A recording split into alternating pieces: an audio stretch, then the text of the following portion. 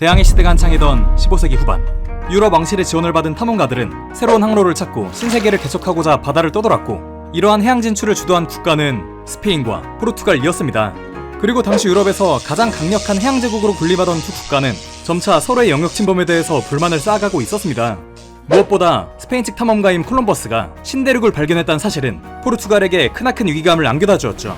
결국 이러한 갈등 속에서 양국은 교황의 중재도 받아보고 양국 간 직접 협상도 진행하며 서로 간의 영역을 획정해 나갔고, 그 결과물이 바로 1494년에 맺어진 토르데시아스 조약이었습니다.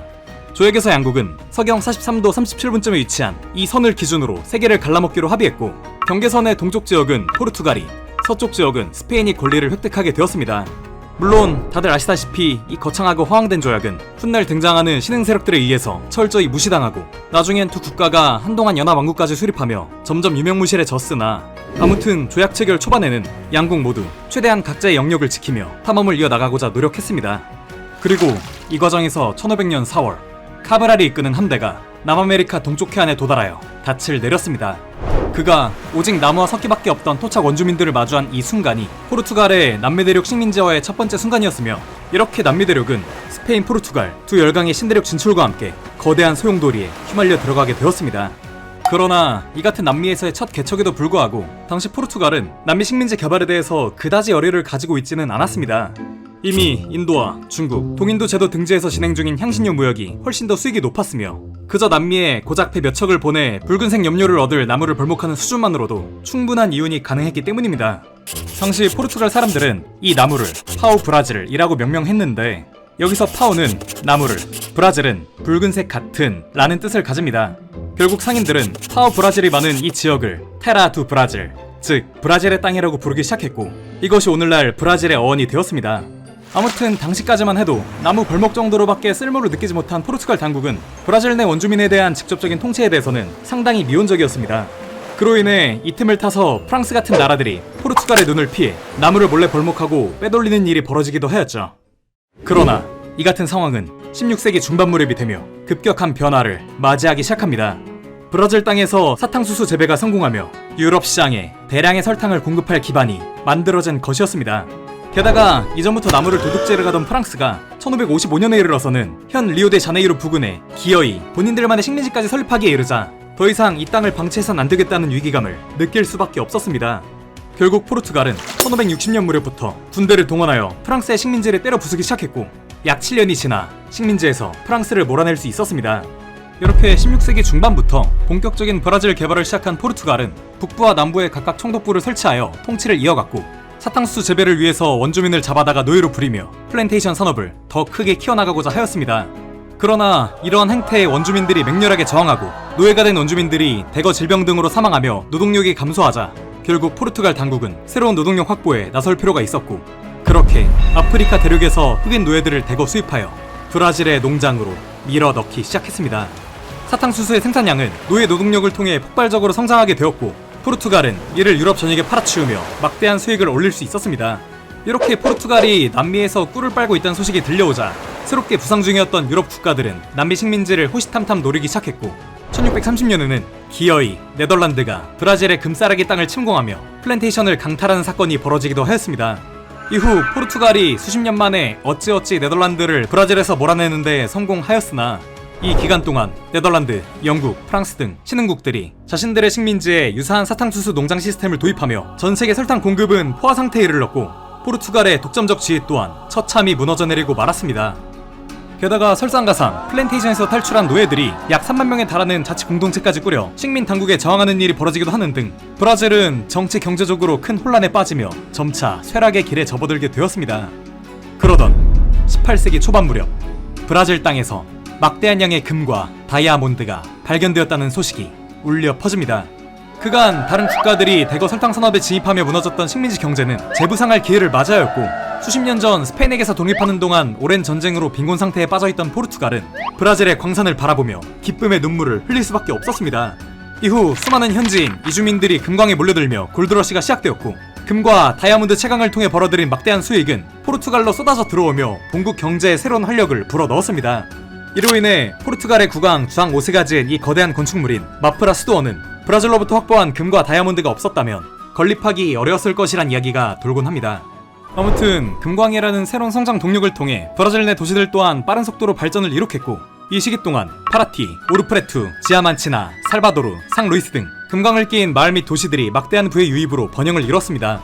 이렇게 광활한 자연환경과 농장, 금광, 그리고 바다까지 끼고 있는 브라질은 점차 포르투갈에서 벗어난 독자적인 경제활동을 이어가기 시작했고, 식민지에 대한 지배력 상실을 우려한 포르투갈이 다른 국가와 브라질 간 무역을 통제하고 현재 생산 능력 성장에 제동을 걸고자 하였지만, 날이 갈수록 강대해져가는 브라질을 언제까지고 찍어 누를 수는 없는 노릇이었습니다.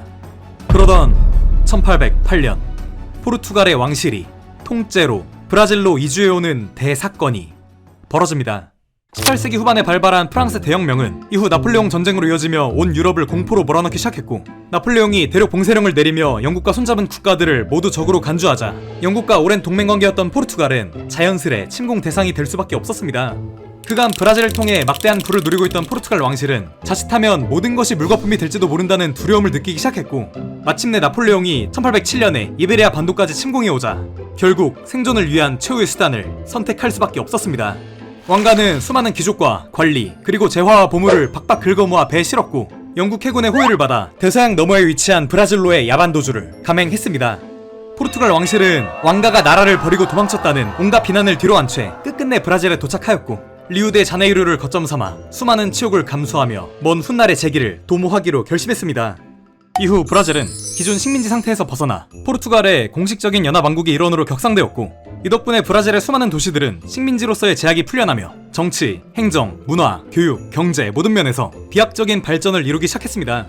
한편 나폴레옹이 몰락하고 유럽의 전쟁이 잦아들자 브라질에 머무르고 있던 국왕 주앙 6세가 과연 언제 본국으로 돌아갈지가 주요 관심사가 되었습니다. 왕실이 브라질에 온 이유 자체가 결국 나폴레옹을 피하기 위해서였으니, 이제 전쟁이 끝났다면 당연히 왕은 포르투갈로 복귀해야 한다고 여기는 시각이 컸던 것이었죠. 하지만 주앙 6세는 별다른 움직임을 보이고 있지 않았습니다. 브라질에서 안정을 찾은 그는 전쟁의 여파로 아직까지도 불안정한 포르투갈보다는 폭발적인 성장을 이루며 심시티처럼 키우는 맛이 좋았던 이 신대륙의 영토에서 당분간 통치를 이어가는 편이 낫다고 여겼던 것이었습니다. 그런 와중에 불안불안했던 포르투갈 내부에서는 결국 자유주의 세력에 의한 혁명까지 발발하기에 이르렀고, 이후 의회는 입헌 군주제를 요구하며 국왕에게 본국으로 귀국하라며 압력을 가했습니다. 결국 국왕은 1821년 혼란을 해결하기 위해서 자신의 아들에게 브라질을 맡겨두고 본국으로 돌아간 뒤 포르투갈의 입헌 군주제로의 전환을 수락하였습니다. 이후 본국 의회 내부에서는 브라질이 더 이상 발전을 이룩하면 언젠가 완전히 독립해버릴지도 모른다는 불안감이 팽배해지고 있었으며, 이에 따라 브라질을 예전처럼 식민지를 격화시키고 독자 무역의 제한, 독자적인 정책 실행 금지 등과 같은 정책으로 브라질에 대한 온갖 족쇄를 다시 채워나가고자 하였습니다. 이에 따라 주앙 6세가 브라질 섭정으로 남겨둔 아들 페드로는 점점 왕실의 권위 대신 의회 명령에 굴복해야 하는 처지에 놓이게 되었죠. 그리고 당시 10여 년간 왕국의 일원으로 대우받으며 높은 자율성을 누려왔던 브라질인들은 이러한 본국의 정책에 강력하게 반발하기 시작했고, 이 와중에도 의회는 페드로에게 당장 포르투갈로 돌아오라고 압박했으나, 브라질 내부에서는 페드로를 향해 제발 가지 말아달라는 탄원의 쇄도와 함께 포르투갈에 맞서 브라질의 독립을 이끌어달라는 요청이 빗발치게 됩니다. 결국 1822년 1월 9일 결심을 마친 페드로는 나는 이곳에 남을 것이다 라고 선언하며 반향을 일으켰고, 페드로에게는 이제 더 이상 뒤로 물러날 선택지가 없었습니다. 결국 포르투갈 및 독립 반대 세력은 군대를 동원하여 그를 강제로 본국으로 데려가려 했으나, 페드로를 지지하는 군인들과 자체적으로 결집한 시민군들은 포르투갈군을 향해 반격에 나섰고 성공적으로 왕자를 지킬 수 있었습니다. 이후 페드로는 브라질인들의 압도적인 지지를 받으며 1822년 9월 7일 독립이 아니면 죽음을 이라는 유명한 선언과 함께 브라질의 독립을 선포하였습니다. 이후 페드로는 브라질 제국의 초대 황제인 페드로 1세로서 즉위하였고, 독립을 결코 용인할 수 없었던 포르투갈은 즉각 브라질 내 주둔군을 긁어모아 전쟁을 벌이기 시작했습니다. 그러나 당연하게도 온 국민의 지지를 받는 페드로와의 전쟁은 결과가 정해진 싸움이나 마찬가지였고, 1825년 8월 브라질의 독립을 막을 수 없었던 포르투갈은 공식적으로 이들의 독립을 인정하며 평화 조약을 맺게 됩니다. 그렇게 수세기가 넘는 식민지배의 역사, 전쟁과 혼란, 그리고 극적인 독립 과정을 거친 끝에 마침내 브라질이 스스로의 길을 찾아낼 수 있게 된 것이었습니다. 그리고 이렇게 억압 속에서 꽃을 피워낸 신생 제국은 방대한 인구와 영토, 그리고 지하 자원을 바탕으로 그간 포르투갈로부터 전해받은 법과 제도, 문화, 기술을 활용하여 눈부신 미래를 향해 전진할 것처럼 보였습니다. 그러나 1826년 초, 그 그 장밋빛 기대를 흔드는 예기치 못한 소식이 대서양 건너에서 날아듭니다. 페드로의 아버지인 주앙 6세가 사망하였으니 아들인 페드로는 이제 포르투갈의 왕위를 물려받으라는 갑작스러운 요구가 들어온 것이었습니다.